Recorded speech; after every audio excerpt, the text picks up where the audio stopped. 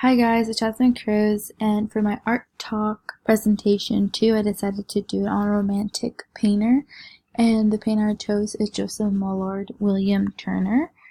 Romanticism art was really an emphasis on the expression of personal feelings. It focused on emotions rather than intellect led artists to use their work to explore and dissect their own personal hopes and fears rather than to arrive at some general terms.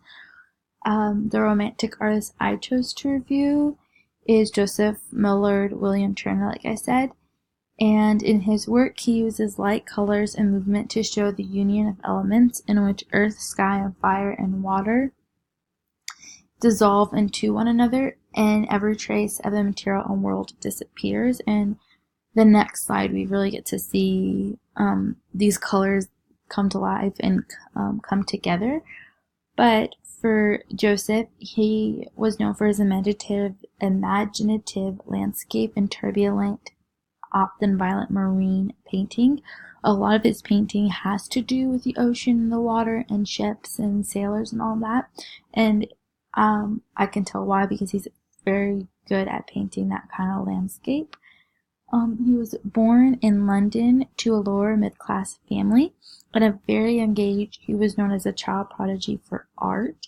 He enrolled in the Royal Academy of Art at age 14 and exhibited his own work at 21, which is absolutely insane.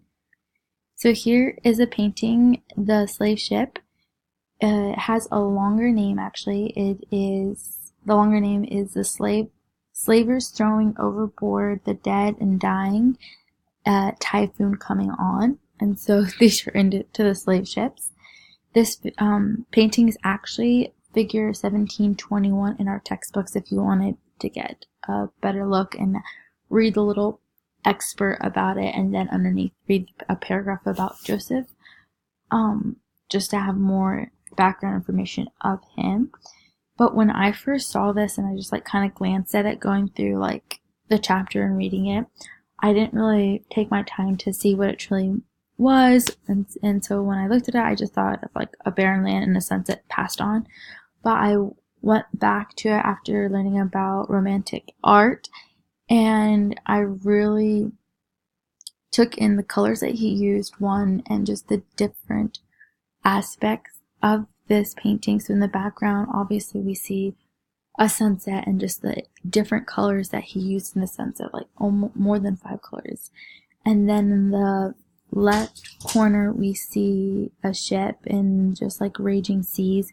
Lower down here, if you really take a look, you can see hands of the slavers, and chains on these hands and them just reaching up, which is so intense. Then we see fishes here, a big fish there, and then seagulls all the way around. And just the detail in this photo is insane. And so here are some other paintings that he'd made of water. Like I said, stated before, that's what he really focused on, was marine kind of paintings.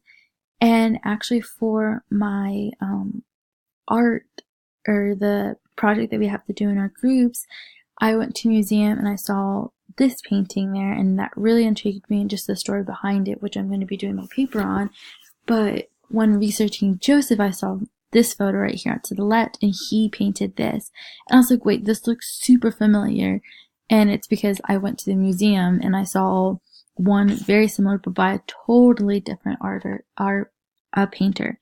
And so in both the photos, you see a dark, very choppy water here, and then kind of a light sunset or area here. And for this painting, it talks about how sailing starts off as a smooth and very very calm and serene kind of thing. And then the longer you do it, the rougher the sea gets and the darker the storm comes in. And it's just how these two depict each other so well was crazy. And it was just that's what it just made me think about off the bat, was how similar these are, and how this could be maybe considered a romantic art, because you just there's so much emotion and so much things going on that different viewers can connect to it. So maybe can be considered a romantic painting, but to put those two together was really crazy.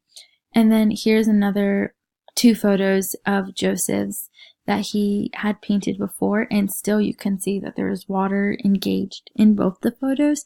I mean, they're kind of blurry, but like you can still tell that these are ships and this is the water and like canals of mountains and trees. So I just like threw these ones in just so you can have a better picture of other paintings that he has, but still considered with water. I really liked learning about the Romantic era, and if you didn't really go into depth in the book and read it, you should, because you just learn so much about the art and the poems and how those artists put so much passion in their work from different aspects than other people had in different eras. And so, yeah, that is my little speech on the Romantic painter Joseph Millard William Turner, and I hope you enjoyed learning a little bit about his life and seeing some of his paintings. Thank you.